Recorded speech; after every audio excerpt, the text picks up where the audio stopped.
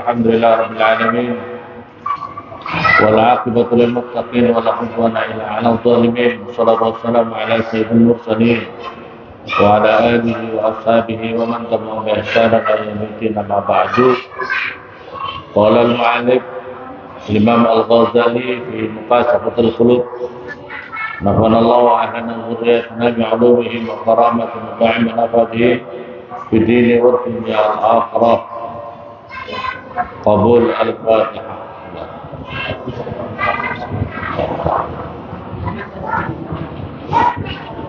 Bismillahirrahmanirrahim. Qala al-mu'allif Syekh Al-Imam Al-Ghazali melanjutkan bab hadis masalah ghaflah. Ja'a datang fil khabari di dalam hadis an Nabi, diriwayatkan daripada Nabi sallallahu alaihi wasallam, annahu sesungguhnya Nabi qala, bersabda Nabi, maktubun itu tertulis ala safil arsy, itu di bawahnya arsy, ana utawi saya di bawah arsy-nya Allah. Makhluk Allah apa itu? Makhluk Allah arsy. Bumi ada arsy itu yang paling terbesar di dalam ciptaan Allah, itu namanya arsy. Itu tertulis ana muti'un man ata'ani wa muhibbun man ahabbani wa mujibun man da'ani wa ghafirun liman istaghfarani. Ini hadis qudsi. Ana utawi saya, muti'un itu menuruti. Ana utawi saya ini adalah Allah. Muti'un itu menuruti man pada seseorang, atau ayat taat siapa mandi kepada saya. Wa muhibbun, dan yang mencintai man pada seseorang, ahabba, yang mencintai siapa mandi kepada saya. Wa mujibun, dan yang mengabulkan doa man pada seseorang, da'a, yang berdoa siapa mandi kepada saya. Wa ghafirun, dan yang mengampunkan liman pada seseorang, istaghfara, yang meminta ampun siapa mandi kepada saya. Ini janjinya Allah. Innallaha la yukhliful mi'ad. Allah tidak pernah melenjani janji. Allah tidak pernah menyelisih janjinya Allah. Perintahnya Allah Subhanahu wa taala, sabdanya apa ini dalam apa ini hadis ini diterangkan, Allah akan menuruti orang yang taat kepadanya. Jadi kalau kita ingin doa kita dikabulkan oleh Allah, maka caranya kita harus taat kepada Allah. Sebab janjinya Allah, kalau kita taat sama Allah, maka Allah menuruti apa kita punya mau. Apa yang kita mau dikehendaki, apa yang kita mau dituruti oleh Allah Subhanahu wa taala. Yang berikutnya lagi, kalau orang mencintai diriku, maka aku akan mencintai orang itu. Maka jadikanlah diri kita ini, cinta itu adalah yang paling utama kepada Allah Subhanahu wa taala. Kalau kamu cinta kepada selain Allah, maka akan mustahsirna. Kamu cinta sama makhluk akan mati. Kamu cinta sama orang tua kamu mati. Kamu cinta sama ibu kamu, sama istri kamu, anak kamu, harta benda kamu, jabatan kamu, semuanya akan sirna. Cintailah kepada Allah. Kalau Allah zat yang maha langgeng, tidak pernah mati, ya. Maha kekal, tidak ada kematiannya bagi Allah. Kalau makhluk akan musnah, akan hilang. Dan Allah akan mengabulkan orang yang berdoa kepada Allah. Allah akan mengampuni orang yang meminta ampun sama Allah, ya. Maka fayam bagi lil akil ayuti Allah bil khauf wal ikhlas.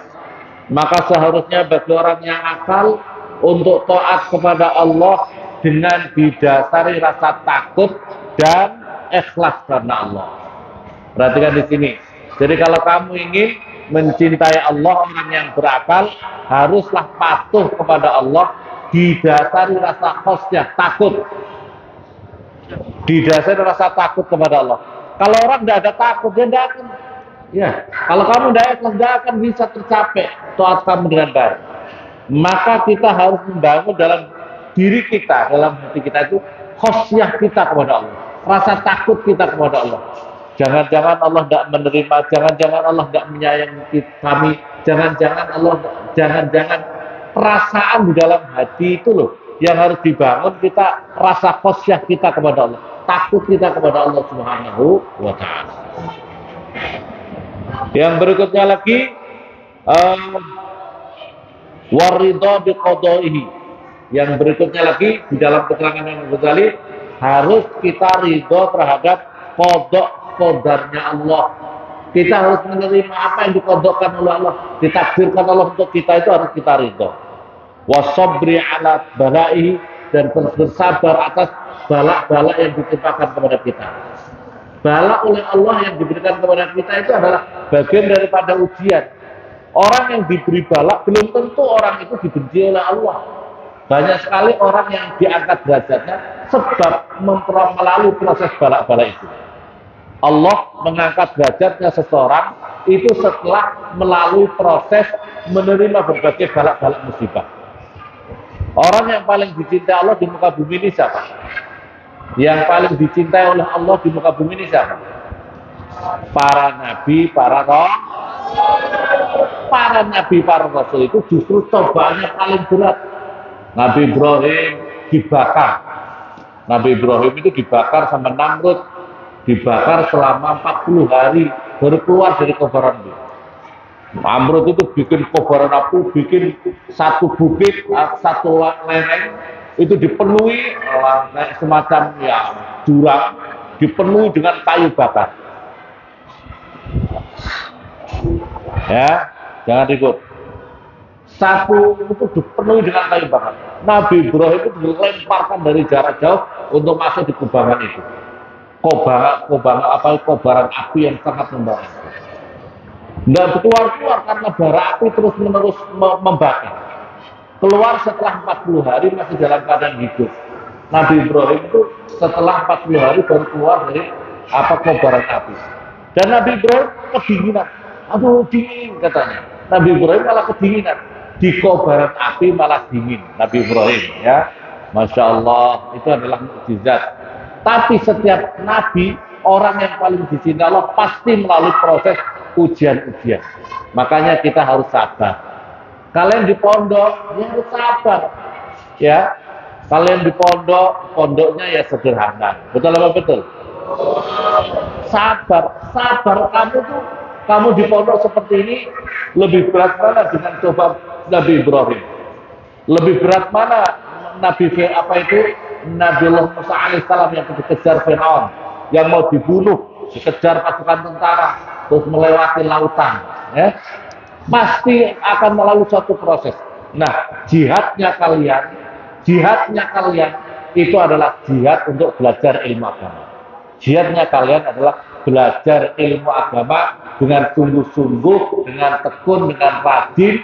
Itu adalah bagian daripada jihad fisabilillah. Wa bisyukri ala ni'mahi, bersyukur atas nikmat-nikmat Allah. Syukur nikmatnya Allah, nikmat yang diberikan kepada kita, Masya Allah luar biasa.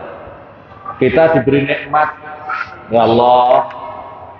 Wa fi qissatin, saya di dalam kita diterangkan, Rasulullah bercerita, ada seseorang zaman dahulu yang nanti di akhirat, ada orang zaman dahulu dia ibadah selama 500 tahun. Dia itu minta sama Allah, ya Allah, saya ingin tempat yang khusus, tidak mau terganggu sama orang lain. Maka kemudian sama Allah diperintahkan masuk, dia naik di atas bukit gunung. Naik di atas gunung, kemudian di atas gunung itu Allah Subhanahu wa Ta'ala memberikan pohon delima. Pohon delima itu pakai masa, tapi sama Allah pohon itu tidak pakai masa, terus menerus berbuah, sehingga orang ini tidak butuh kesana kemari, makan cukup dengan delima, terus kemudian ada air yang mengalir, air tawar yang terus menerus mengalir. Maka dari situ dia ibadah, pikirannya ibadah sama 500 tahun. Setelah itu dia nanti Rasulullah bercerita, nanti di akhirat dia ditanya, kamu hambaku, kamu ingin masuk surga dengan amal ibadahmu atau dengan rahmatku, kasih sayangku, atau dengan amal ibadahmu? Dia itu merasa pede. Saya ini kan tidak pernah maksiat. Saya ini tidak pernah maksiat karena saya di atas gunung. Saya tidak pernah ketemu cewek-cewek, tidak pernah ketemu cewek, tidak pernah WA-an sama cewek, tidak pernah TikTokan sama cewek. Di atas gunung sendirian. Tidak kayak kamu, walaupun di kamar bisa menghubungi cewek, betul betul. Ya, maksiat apa maksiat? Maksiat. Tidak pernah maksiat sama sekali. Tidak pernah gibah, tidak pernah ngerasani orang, karena dia sendirian di atas gunung.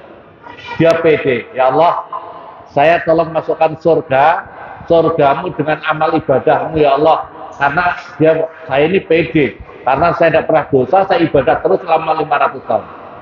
Malaikat, sama Allah Subhanahu wa taala, malaikat, coba ditimbang satu bola mata saja, lepas rahmatku, kasih sayangku yang kuberikan padanya lewat satu mata itu, lebih berat mana dengan apa itu amal ibadahnya dia. Ya, amal ibadahnya dia 500 tahun. Rahmatku yang kuberikan pada dirinya satu bola mata, mana lebih berat? Kalau lebih berat rahmatku yang kuberikan kepadanya, maka masukkan dia neraka. Tapi kalau lebih berat ibadahnya, masukkan surga. Setelah ditimbang oleh malaikat, ternyata ya Allah, jauh banget ya Allah, rahmat Tuhan yang satu bola mata itu lebih berat dibandingkan 500 tahun dia ibadah kepada-Mu ya Allah. Masukkan ke neraka, terus cukupnya merengek dia. Ya Allah, saya salah ya Allah, masukkan aku surgamu dengan rahmatmu, dengan kasih sayang. Maka kita ini perlu berdoa, ya arhamar rahimin, ya arhamar rahimin, ya arhamar rahimin, farij alal muslimin. Itu perlu kita itu ya Allah, kami perlu kasih sayang ya Allah, kasih sayangmu ya Allah. Satu bola mata tidak bisa dibandingkan 500 tahun ibadahmu yang tidak ada maksiat. Itu satu bola mata. Bagaimana bola mata yang lain? Bagaimana telinga kamu? Rahmatnya Allah lewat satu telingamu. Telinga yang berikutnya, rambutmu, pori-pori, seluruh anggota tubuhmu. Itu semua adalah rahmatnya Allah.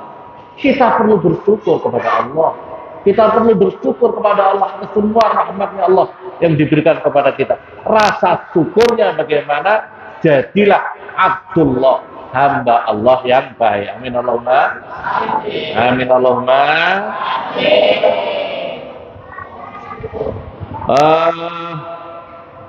Walam yakna terus kemudian membesarkan bi'atayakul Allah Ta'ala fil hadis al-qudsi. Maka Allah Subhanahu wa taala di dalam hadis qudsi, man lam yarda biqada'i wa lam yasbir ala bala'i wa lam yaskur ala na'ma'i wa lam yakna bi'ata'i falyatlub rabban siwa'i. Man lam yarda, barang siapa tidak ridho dengan qada'ku, apa kata Allah Subhanahu wa taala, wa lam yasbir ala bala'i, dan tidak sabar atas ujian yang aku berikan kepadanya, walam yaskur ala na'mai, dan tidak bersyukur, tidak terima kasih atas nikmat-nikmatku yang kuberikan kepadanya, walam yakna biqata'i, dan tidak puas terhadap pemberianku padanya, falyatlub rabban siwa'i, maka silahkan kau cari Tuhan selain diriku. Tidak ada. Mana Tuhan selain Allah? Tidak ada. Ya, berarti kamu akan menjadi orang-orang yang kufur daripada Allah Subhanahu. Nauzubillah subhanahu. Wa qala rajulun Hasan al-Basri, ada seorang bertanya kepada Syekh Hasan al-Basri, seorang wali Allah. Syekh rahimahullah taala, inilah ajidul ta'ah ladzah. Ya Syekh, saya itu tidak merasakan nikmatnya untuk beribadah kepada Allah. Saya kok tidak bisa merasakan nikmatnya untuk taat kepada Allah. Kok saya tidak bisa merasakan nikmatnya? Saya sholat subuh jamaah, kok tidak bisa merasakan nikmat ya Allah? Saya bisa berzikir kepada, kok tidak bisa merasakan nikmat ya Allah? Kenapa hatiku kok keras? Kenapa hatiku kok hampa? Kenapa hatiku tidak bisa merasakan nikmatnya untuk takarrub kepada Allah? Maka jawabnya Syekh Hasan al-Basri, faqala la'allaka nazarta fi wajiban la yakhafullah. La'allaka, barangkali kamu itu nazarta, melihat siapa kamu, fi wajiman di dalam wajahnya seorang la yakhafullah yang tidak takut kepada Allah Subhanahu wa taala. Insyaallah. Jadi kenapa saya tidak bisa merasakan nikmatnya untuk takarrub kepada Allah, untuk taat kepada Allah? Sebabnya barangkali kamu punya teman karib, kamu punya sahabat kamu, punya kamu idola kamu. Yang kau idolakan itu tidak takut sama Allah Subhanahu wa taala. Hatinya tidak ada khasyah kepada Allah Subhanahu wa taala. Maka itu yang menyebabkan dampak negatif pada diri kamu. Hati-hati. Hati-hati. Maka oleh karena itu, kalian kalau ingin merasakan nikmatnya untuk takarrub kepada Allah, nikmatnya untuk dekat sama Allah, caranya carilah teman-teman, carilah teman-teman yang rajin, senang ibadah kepada Allah, yang taat kepada Allah. Jangan teman-teman yang bulet, jangan cari teman-teman yang suka melanggar perintah Allah. Sebab kalau orang suka melanggar perintah Allah, itu tandanya orang yang nggak takut sama Allah. Betul apa betul? Maka kamu caranya ingin bahagia, merasakan nikmatnya takarrub kepada Allah, carilah teman-teman yang baik, yang rajin ibadah. Jangan suka cari teman yang bulet, yang jauh untuk mau ibadah kepada Allah. Paham apa paham? Kalau kamu punya idola, idola kamu itu yang takut sama Allah. Jangan orang yang tidak takut sama Allah Subhanahu wa ta'ala. Kalian idolanya siapa? Idola kamu siapa? Betul. Idola kamu siapa? Idola kamu itu apakah bintang-bintang film dari Korea? Betul. Kamu lebih mengenal para binatang film atau para kiai? Benar. Kalau kamu senang sama kiai, kiai itu senang ngaji kitab. Kamu sudah bisa ngaji kitab apa belum? Ngaji kitab apa?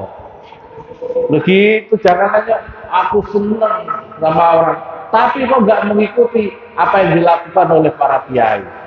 Para kiai itu rajin sholat malam, sholat tahajud. Kamu senang sholat tahajud malam apa bangkong? Allah yang jujur. Terus saya baca di dalam kitab Durrah, ada seorang, ya Syekh, kenapa ya Syekh dadaku nggak bisa merasakan nikmatnya untuk taat kepada Allah? Kenapa dadaku itu kok nggak bisa merasakan lazatnya, nikmatnya untuk taat kepada Allah? Jawabnya Syekh tadi, ini Syekh yang lain, bukan Syekh Hasan Al-Basri. Karena di dalam dadamu ada anak perempuannya iblis. Karena di dadamu ada anak perempuannya iblis. Kalau anak perempuannya iblis ada di dadamu, maka bapaknya iblis pasti akan sering menengok anaknya di dalam dadamu. Dan kedatangan iblis pasti membawa kerusakan, dampak negatif pada dadamu, yaitu kau semakin jauh daripada Allah, kau tidak bisa merasakan nikmatnya takarrub kepada Allah, kau tidak bisa merasakan nikmatnya mendekat kepada Allah Subhanahu wa taala. Apa itu ya Syekh anaknya iblis? Anaknya iblis itu adalah hubbud dunya, terlalu cinta dunia. Ini masalahnya. Kalau kamu tidak bisa merasakan nikmatnya takarrub kepada Allah, barangkali dada kamu itu ada anak perempuannya iblis. Kau menyimpan anak perempuannya iblis, yaitu apa? Terlalu cinta dunia. Na'udzubillah, summa na'udzubillah.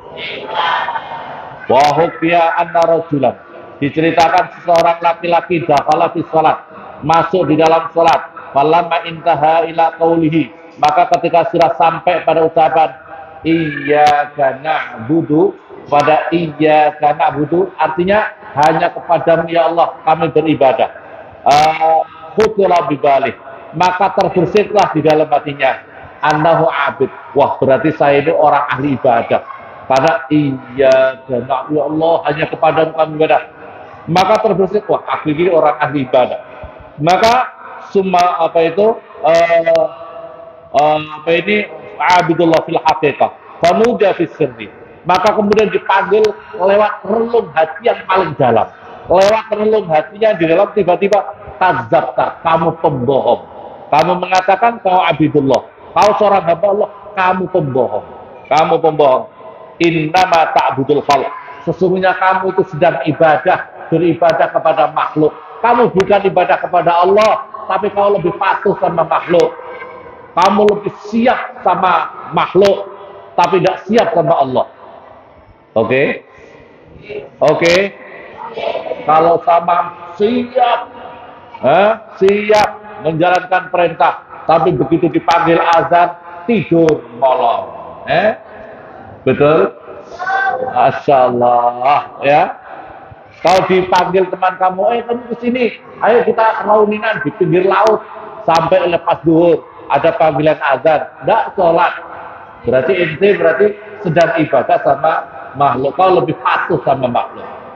Terus kemudian fataba, kemudian taubat wa'tazala, kemudian dia menjauh daripada apa itu yang bersifat makhluk tadi, kemanusiaan tadi ya. Sumasara fi salat, maka kemudian dia menjalankan salat. Falamma intaha iyyaka na'budu, hanya kepadamu ya Allah kami ibadah. Nudia sumasara kadzabta, kamu dikatakan lagi relung hatinya, kamu pembohong. Kamu tidak sedang beribadah kepada Allah, tapi kamu sedang beribadah kepada harta bendamu. Kamu lebih mengutamakan harta bendamu daripada Allah. Yang lebih memanggil kamu, yang lebih memotivasi dirimu, yang lebih mendorong dirimu, mengobsesi kamu adalah harta benda, bukan Allah Subhanahu wa Ta'ala. Kadzabta, pembohong kamu. Maka kemudian dia taubat lagi, kemudian dia sholat, iyyaka na'budu, dia ucapkan iya hanya kepadamu ya Allah kami beribadah. Nudia kadzabta, kamu bohong. Innama ta'bud, sesungguhnya kamu ibadah siabaka, karena pakaian kamu. Kamu lebih penting, kamu lebih mementingkan pakaian kamu lebih mementingkan jabatan kamu daripada ibadah kepada Allah Subhanahu wa Ta'ala. Maka kemudian dilepaskan harta benda itu, dihilangkan dalam hatinya, kemudian dia melanjutkan sholat lagi, iyyaka na'budu, hanya kepadamu ya kami nuda al-an sadaqta. Sekarang kamu benar, sekarang baru kamu betul. Innama ta'budu rabbak, sesungguhnya kamu sedang beribadah kepada Tuhanmu. Jadi oleh karena itu ketika kau ucapkan iyyaka na'budu, hati kamu itu diresapi. Kamu lebih mementingkan Allah apa enggak? Kamu lebih mementingkan jabatan kamu apa enggak? Kalau mementingkan pakaian kamu apa enggak? Kamu lebih mementingkan harta benda kamu tidak? Dan lain sebagainya. Hilangkan semuanya itu. Murni yang paling utama adalah hanya kepada Allah. Ibadah kita itu beribadah totalitas kepada Allah Subhanahu wa Ta'ala. Wa fi rawaini fil majalis, dalam kitab doa rajulun, ada seseorang, langsung saya baca keterangannya, ada seseorang yang kehilangan. Ada seseorang yang kehilangan beberapa karung harta bendanya, beberapa karung hartanya. Kemudian setelah itu dia sholat. Begitu dia sholat, mana ya harta bendaku, mana ya harta bendaku. Maka kemudian setelah dia sholat, dia baru teringat, oh karungku ternyata mungkin diambil oleh seseorang itu. Maka begitu selesai sholat, ngomong sama pembawa, kamu ke sana, ke fulan. Harta bendaku karung itu ternyata mungkin di rumahnya sana. Minta kembali. Maka setelah itu si pembantunya, ya Tuhan, Anda itu mengatakan ingat kamu bahwasanya karung-karung kamu itu ada di rumah sana. Ingat kamu kapan? Saya teringat waktu saya sholat. Allah, benar. Oh iya ya, karungku ada di sana ya. Saya ingat waktu saya sholat. Oh berarti Anda itu sedang beribadah, kamu tidak murni ikhlas kamu karena Allah. Kamu itu sholat kamu berarti tidak karena Allah Subhanahu wa Ta'ala. La talibal khaliq, kunta talibal khawana, berarti kamu sholat kamu itu sedang mencari harta benda kamu. Kamu tidak mencari sang pencipta Allah Subhanahu wa Ta'ala. Maka kemudian dia sadar, taubat, kemudian pembantunya, budaknya itu langsung dimerdekakan oleh bosnya tadi. Langsung dimerdekakan oleh bosnya tadi. Sumata bayang bagi lagi. Maka oleh karena itu hadirin, bayang bagi akhir ayat rukat dunia wa ya'budallah. Hendaklah perkara-perkara dunia segala macam tinggalkan. ibadah murni karena Allah, harta benda taruh di tempatnya masing-masing. Ya, artinya jangan karena itu kalian beribadah. Totalnya karena Allah Subhanahu wa taala. Hati kamu diisi Allah, jangan diisi harta benda kamu. Harta benda kamu jangan diisikan di dalam hati kamu, ya. Yang lain anggap titipan saja, anggap titipan, bukan tujuan. Dunia ini bukan tujuan. Tujuan kita adalah mencari ridhonya Allah Subhanahu wa taala. Maka oleh itu Allah Subhanahu wa taala, "Man kana yuridu harsal akhirah nazid lahu fi harthi wa man kana yuridu harsad dunya nu'tihi minha." Barang siapa yang tujuannya adalah untuk menggapai ridhonya Allah, keuntungan, keberuntungannya di akhirat, maka nazid lahu fi harthi. Maka Allah akan memberikan tambahan daripada keberuntungan akhirat, daripada keuntungan akhirat itu. Tetapi wa man kana yuridu harsad dunya, dan barang siapa yang dikehendaki adalah kehidupan dunia, maka orang itu nu'tihi minha, maka orang itu akan diberikan perkara dunia ini, tapi wa malau fil akhirati min nasib, tetapi orang itu tidak diberikan apa-apa nanti di akhirat. Nauzubillah summa nauzubillah. Wa malau fil akhirati min nasib. Wa qala walidalik, oleh karena itu anfaqa Abu Bakar As-Siddiq. Abu Bakar Siddiq menginfakkan kepada Nabi itu 40.000 dinar, 40.000 dinar uang emas, fisri dalam tempat rahasia, dengan cara samar-samar. Wa 40.000 dinar dan 40.000 dinar fil alanya, dengan terbuka. Hatta lat qasaun, sehingga tidak tersisa harta bendanya Abu Bakar diinfakkan itu. Wa kana Nabi sallallahu alaihi wasallam, begitu juga Nabi sallallahu alaihi wasallam mu'ridun 'anid dunya, berpaling daripada perkara dunia, wa syahwat-syahwatnya dunia, ladat-ladat dunia. Wa ahlu, dan dirinya dan beserta keluarga Nabi. Walidalik, dan oleh karena itu, karena jihad Sayyidah Fatimah, yaitu perlengkapan Sayyidah Fatimah Az-Zahra ketika menikah itu min Ali jilda kabdin, allati zawajan Nabi sallallahu alaihi wasallam min Ali jilda kabdin matbuh, yang dipersiapkan itu hanya kulit daripada kambing yang sudah disamak, yang sudah dibersihkan. Nggak pakai karpet merah, nggak pakai permadani, nggak pakai apa, dari kulit yang sudah disamak. Wawasatu al-udbin, dan bantal daripada kulit yang yang dari serabut, bantal kulit yang terbuat dari serabut, udbin, haswa lif, haswa dari. Jadi sangat sederhana. Bahkan Siti Sayyidah Fatimah itu kalau menghaluskan tepung, nutup sendiri, membersihkan dengan tangannya sendiri. Itulah putrinya Rasulullah, Sayyidah Fatimah Az-Zahra. Semoga kita mendapatkan barokahnya, bisa mengambil pelajarannya. Al-Fatihah.